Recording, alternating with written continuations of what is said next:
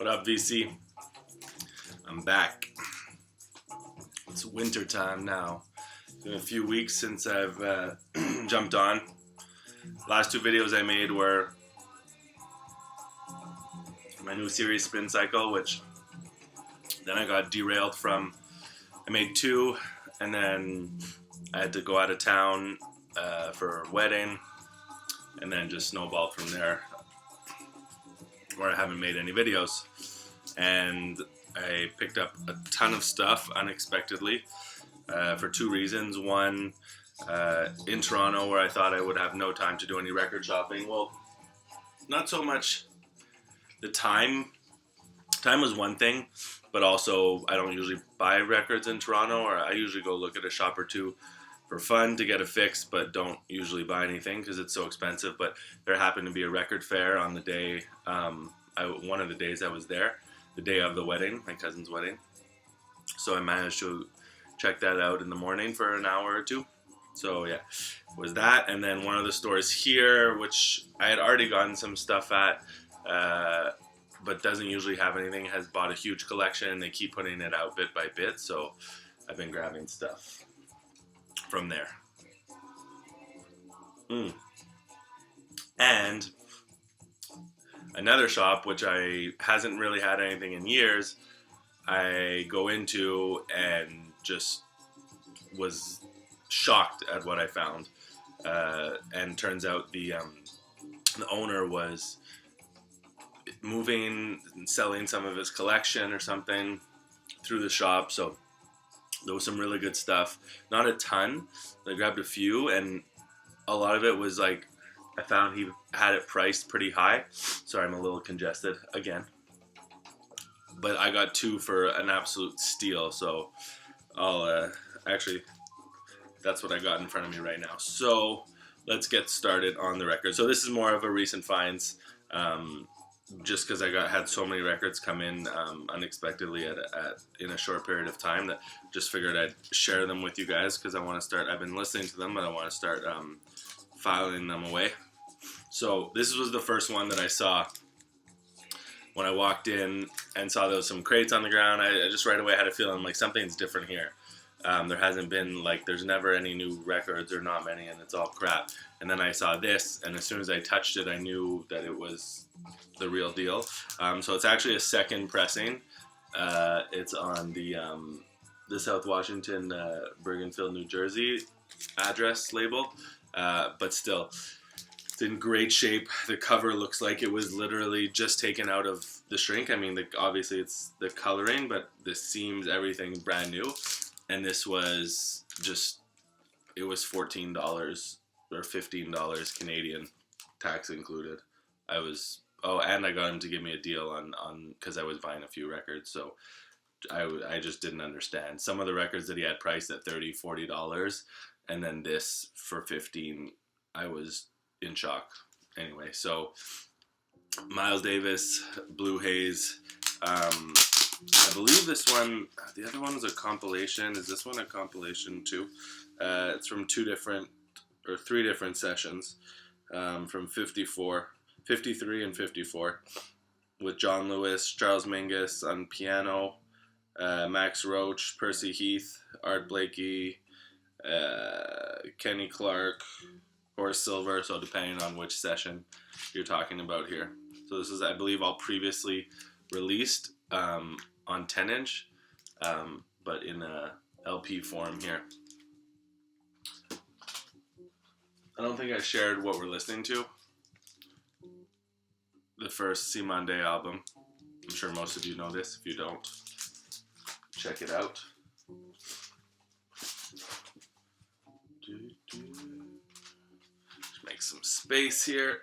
Records everywhere. Spent most of the day yesterday listening to records.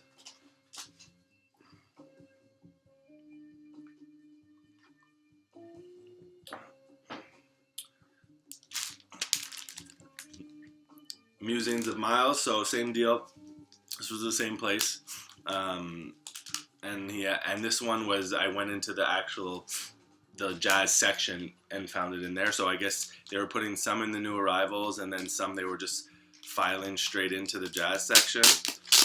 Same deal, like looks super. The cover's super clean. The record's pretty clean, and it was $25. So, I mean, I don't normally share how much I paid for records, but I was just kind of shocked at these two. So I kind of sometimes get lucky. Sometimes some of the records I show I paid full pop for, and then sometimes you find some deals, which is sweet. So same thing. This is a compilation. I believe of 10 previously released material. So not, I mean, I've grown out of this music. I still love it, but obviously it's not the most exciting to me compared to what I'm more into the 70s stuff now, but still great to have in the collection. And then, so I'd already found those two, and then at the, so that's a second pressing as well from, I think, 57, 58. And then at the show in Toronto, I found this for also not expensive, a little bit more, but still very, very reasonable. And this is one actually is the first pressing on the NYC label, Prestige. Sorry for the reflection. I'm not gonna take all these all the records out of these sleeves. This is how I store my records now. So the Japanese sleeves. I just figured if I'm gonna be storing the record outside of the sleeve, I want it to be covered, and then I keep it in these liners and getting rid of the paper liners, unless obviously it's on a label liner sleeve. I will keep it and put it, you know, inside the jacket or whatever. So another compilation, but love these covers, all three of them.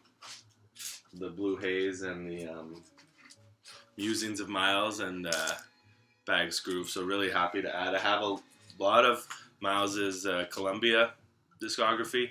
I think I'm only missing, oh, that's not true, but I know I'm missing ESP, and I have most of the others.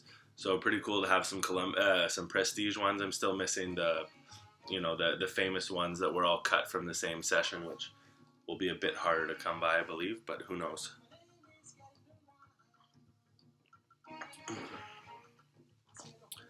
So this one, I bought it. So this is from that store, a different store.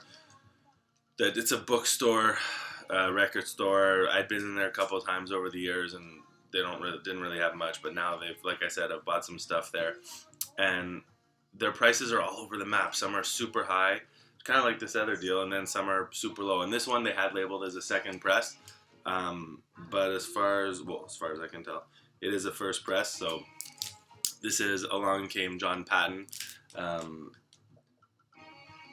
Or Along Came John by John Patton, with Fred Jackson on tenor sax, Harold Vick on tenor sax, Grant Green on guitar, and Ben Dixon on drums.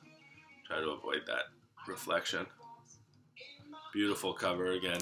So yeah, I've just been on a run of like 50s and 60s Prestige and Blue Note, which hasn't happened in a while. And I had never heard this one actually, and I really enjoyed it. Gotta love that Blue Note artwork. So this is New York, USA. This is a stereo pressing.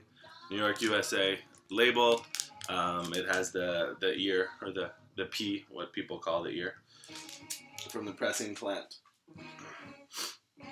Soul jazz. So once again, I mean, different than the Miles ones, but still not what I've been listening to, but still very enjoyable music. So these are in no particular order, because I've been shuffling them around as I listen to them and moving records back and forth. So I'm going to have to speed up here if I want to get through all these, because I have like 3 piles of records. Rotary Connection, Songs. I never heard this.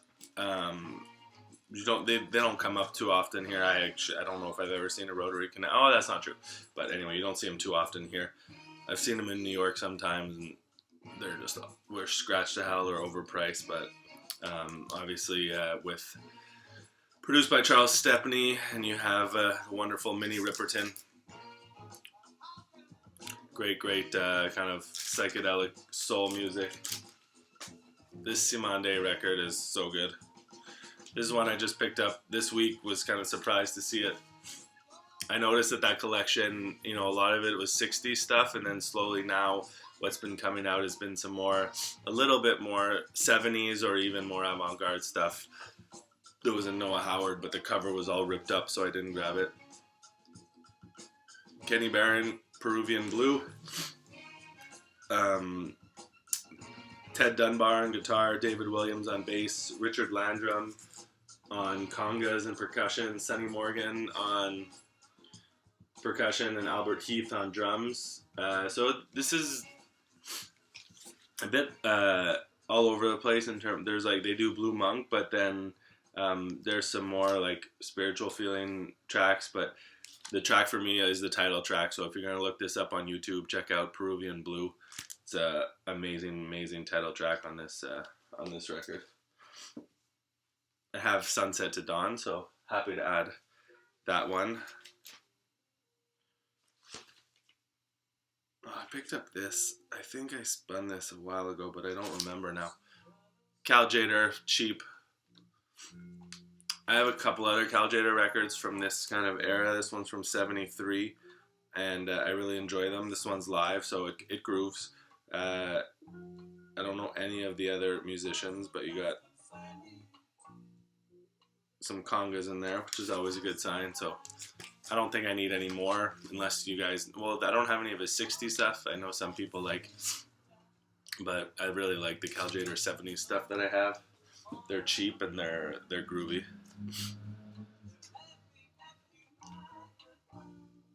French pressing of Coriel. I had discovered this recently. Sorry, I'm so congested. And it sounded really good, but the pressing that I found was the copy was a bit beat up, so I held off. And then I saw it again in Detroit. Didn't buy it because I had bought enough, and it was a bit expensive anyway. So found this for cheap.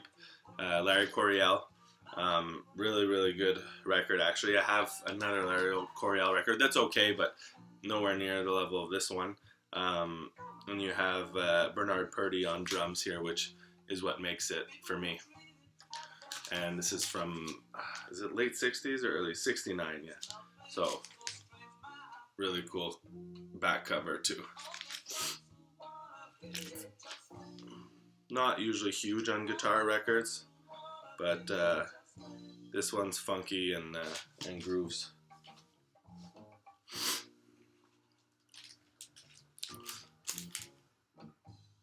Now Oliver, not so much my thing. This is like kind of a bit too slick, but it is groovy, and I did enjoy it. The reason I got this was because I saw it up on the wall at the store, and it was like it had 2 copies. It was like 60 or 80, or they were 2 complete different prices. And then they also had one on Discog. So clearly at some point they came into a batch of these or whatever, because this one was less than half of that. And it's in perfect shape. And then I read some good things online about it on a few different blogs. So this is Nell Oliver, as you can see, and it's from Belgium, I want to say. And it's, I don't know, it's like this funky, soulful, not disco, but some of it's a bit too slick and smooth. But it's kind of an unknown, relatively unknown little nice piece from 1980, I believe. This I have not listened to yet, actually, because I tried to put it on, and it was about 2 records from the same guy at the fair, and they were both sounded awful. I actually got this one cleaned and haven't spun it since. I brought it to a shop here and got it cleaned. This is, I think it was probably a Chris Cole recommendation. So this is, you got Don Thompson on here, or no, is he on here or he just produces it? I think he just produces it. So Andy Krem is a guitar player. So this is a Canadian jazz record, if you didn't figure it out. Silver Birch Productions.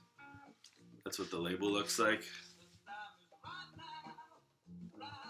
And the back's in French here, so which would lead me to believe it was pressed in Quebec. This is the first record on Silver Birch. I know nothing about this, but the cover is kind of ridiculous.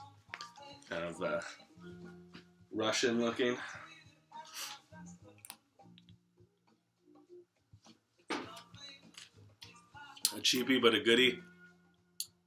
I had regretted not buying this, the original pressing. This is a reissue from a few years later. Eastern Rebellion. You have Cedar Walton, Billy Higgins, George Coleman, and Sam Jones. This is a really good record to pick up for like a cheap 70s jazz, but it's just fire. Great lineup. Highly recommended. If you can, either pressing, this is on the Timeless Muse. Couple hip-hop classics I picked up at the fair in Toronto. Some of my favorite. Try not to buy hip-hop records because you can't collect everything, but these two really, hold a special place in my heart. Some of my favorite hip-hop from the 90s. So when he had both of them, he gave me a deal. They're not in perfect shape, but they sound good enough for me. And the price was right. Well, although this one goes for a bit more, and then he was overcharging for this one, so it kind of balanced out. But I believe they're original pressings from what I can tell. This one's a European one, I think.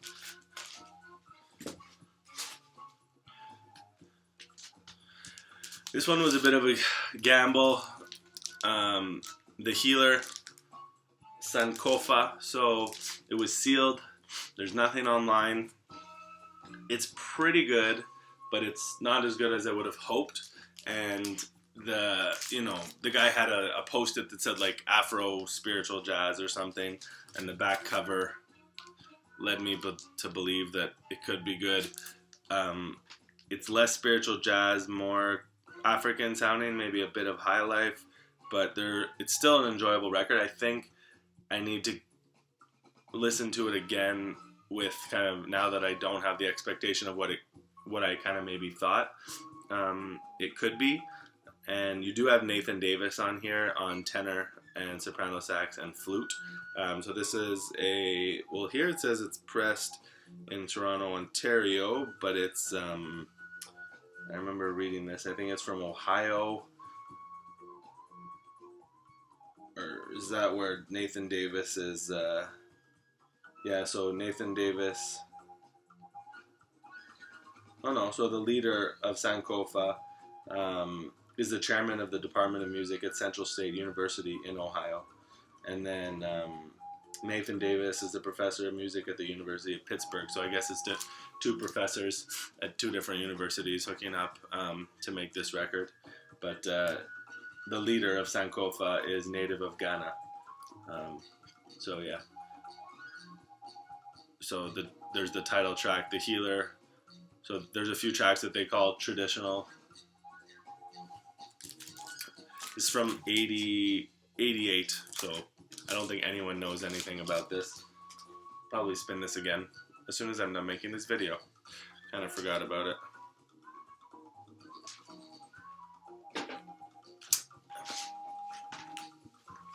Couple classics. Didn't have a copy of this, of Hendrix. Axe as Bold as Love.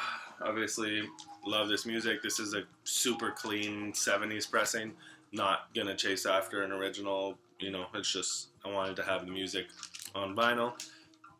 Don't really collect rock music too much or care about getting an original pressing.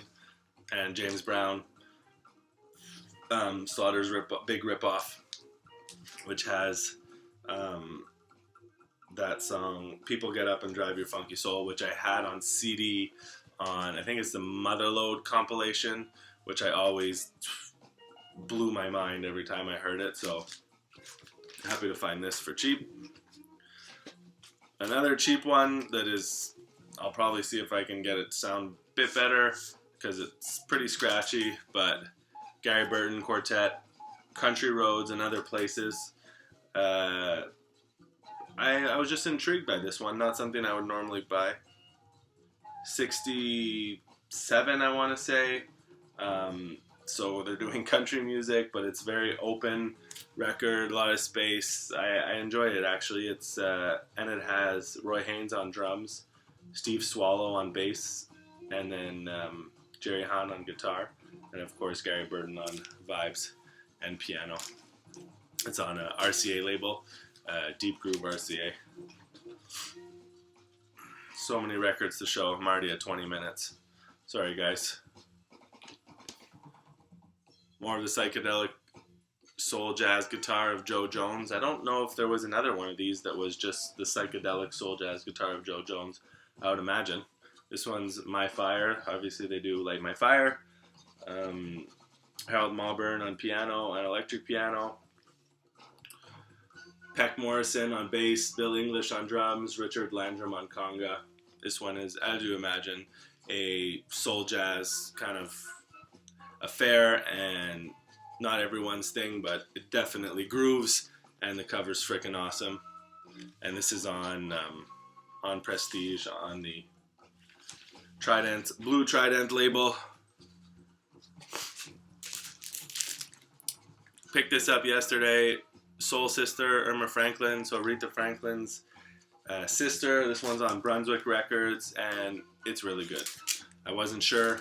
I mean, I didn't think it was going to be bad, but I thought maybe it would just be mediocre, but it definitely surpassed my expectations from what I was imagining from a late 60s soul vocal record.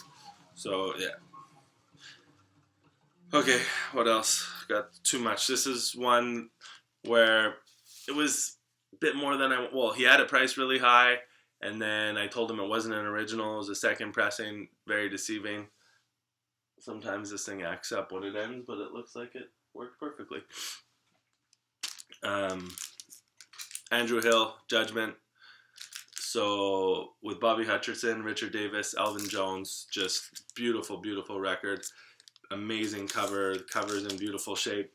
And then when I got this home, it was not sounding so good, even though it looks clean. I brought it to get clean. It's really just the beginning that has a lot of surface noise. After that, it's pretty good. But yeah, so it doesn't have the, it's on the New York label, everything, but it doesn't have the P, which means it was a Liberty pressing that they, I guess, were reusing old stock. So I got them to lower the price a bit, still on the high end for a Liberty pressing, but these don't come up ever. Well, I don't see it. I've never seen a copy of this of any kind, Japanese, original, and I'm not going to fork out the money probably for an original mono or stereo pressing that goes for quite a bit. So this will do. Very happy to have that in collection. This I already had a Japanese pressing of. This is a Canadian pressing of Africa Brass by the John Coltrane Quartet. I wanted the original, I know it's not an original US pressing, but the Japanese is a like mid-70s pressing, so one step closer. And this one looks so clean, and I don't know if it's the Spartan pressings, but they just, it doesn't sound great. There's a lot of surface noise in certain parts. It's still an enjoyable listen because the music kind of overpowers, but a little disappointed with this. And I don't know if it's just this particular copy, but I got another Spartan pressing of a Coltrane record here as well, and it's the same issue. It's not quite as bad, but even after getting it cleaned on professional cleaner, it's kind of disappointing. But I'm still not completely giving up on Spartan pressings, but I'm starting to think that maybe the pressing is the issue, or they just don't last. I can't imagine that they sounded like that when they were first pressed. So the other one that I found was this. This was at the fair in Toronto. Great price. I mean, there is a bit of surface noise, but it was, a fraction of what they go for, and it looks clean. The gatefold's beautiful. I'm just not holding these up along because this glare is bothering me, but this is one that I had in no form, never had Crescent on CD, which is how I first started listening, collecting jazz. So it was really the first time I come across a copy of this. This is one that sounded absolutely awful, and I should have inspected it closer. This is Gal Costa, India. I thought it was cleaner than it was. I guess there wasn't great light at this fair, so there is quite a few nicks on it, but got it cleaned, and it sounds definitely much better. Now it's listenable. but with quite a bit of surface noise. But I had never heard this record, and it's very enjoyable, and I absolutely love this this cover, kind of like a famous cover, or in my mind at least, because it definitely, I've seen it around and I didn't forget it, so when I saw it, I jumped on the opportunity. It's another one I kind of bought for the cover, but I think the music is gonna surpass my expectations, just because what I expect of trio organ jazz, organ, guitar, and drums. Don Patterson, Satisfaction, but this was really cheap, and it looks like it's brand new, like crazy gloss on there. Everything's, the only little thing is this nick right here, so it's on the Trident label. And I listened to a track online, and it grooves. I think there's a lot of space for them to kind of do their thing on here, so I think I'm going to enjoy it. Just find the right moment to put it on. I'd been wanting a copy of this forever, never come across one, hadn't bitten on Discogs to buy one, and this is Coltrane Sound, and I really wanted this for Equinox. So yeah, this is an original Canadian mono pressing. Happy to find that. Sorry guys, this is taking forever. If you're still with me. So one record kind of goes above all the others here in terms of collectibles and the music. I have a bunch of, we're near in the end. I have a bunch of new releases, reissues I bought that I guess we'll save for another video. So here we go. So a few more. This was part of the same place, the owner's collection, same day I got the Miles Davis. This was a great discovery. Paul Owens and the Capital City Star Singers. Jesus is on the main line. This is a promo copy. This is on ABC Songbird. Beautiful gospel soul record. Not really well known, so was just completely random. I guess it's something that he had in his collection. Was really happy to find this. If you can track a copy down, I highly recommend it if you're into gospel soul. Few more here. Grab this. Actually, this was, so this is Kalaparusha, Maurice McIntyre Quartet, Peace and Blessing. Someone, I guess, had picked this up at the store and asked the store to put it on because this particular store doesn't have a listening station. And this guy was checking out the jazz section, pulling out a bunch of records, and I guess he asked them to put it on, and I kind of like we do, I was kind of curious what he was pulling out, see what the competition is, and it didn't seem that he was into the same type of jazz as me, so didn't think anything of it. And then this comes on, but I didn't know what it was, and I was like, oh, what is this? This sounds good. And then I overheard the ladies talking at the store, the two girls, and one was kind of like, what is playing right now? And she's like, oh, a client asked me to put it on. So then I clued in that it was this guy that I guess had asked, and then a couple of tracks play, and I was definitely intrigued. And then I kind of saw her going to take it off and walked over so I could see the cover, assuming that he was going to take it, but I wanted to know what it was. And then he says, no, I don't want it. So she puts it back, so I went in and grabbed it. This is on Black Saint from '79, 37th release on Black Saint. And you have, I don't really know the other musicians on here actually. Longinier Parsons on a bunch of different instruments, Leonard Jones on bass, and King L. Mock on drums. And this is, it's a studio recording, although the cover would lead you to believe that it's a live record, but I guess it's just a shot they took from a show, unless that's what the studio looks like. But yeah, great stuff on Black Saint. Not crazy free, very accessible for free jazz. Great stuff on Black Saint. An unknown Walter Bishop Jr. record. This one's a bit all over the place. It's not necessarily my taste front to back. There's some slick moments. which I do still enjoy. The musicians are Pepper Adams, Joe Carroll, Mark Egan, Raymond Tilla, Randy Brecker, Renee McLean, Curtis Fuller, Billy Hart, and Bob Cranshaw. This one's called Cubicle, and the track on here, which you can check out online, is definitely worth checking out. This is on Muse, by the way, is Valleyland. So I have his Valleyland record, which is a trio record, on Muse from earlier in the 70s. This one's from probably 78 or 79, somewhere around there, late 70s.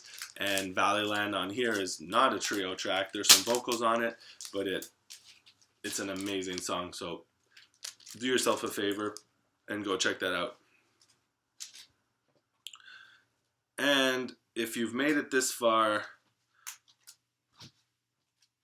this is the record of the latest haul, and this is, I can just feel the difference in the weight. Bobby Hutcherson, Dialogue. Sorry for this awful reflection.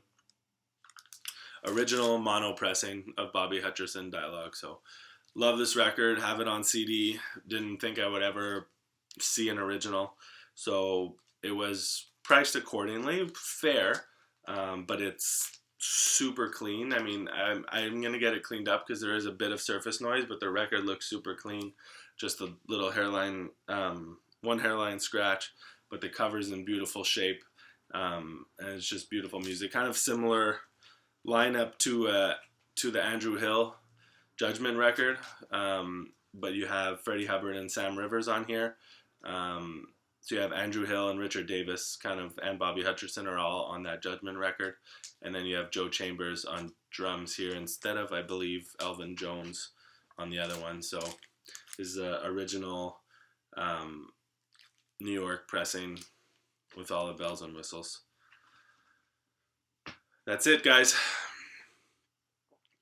If you lasted this long, I'm impressed. Hope everyone's doing well, and I'll be back soon. With a new episode of Spin Cycle with what I've pulled out and listened to from my collection. Peace.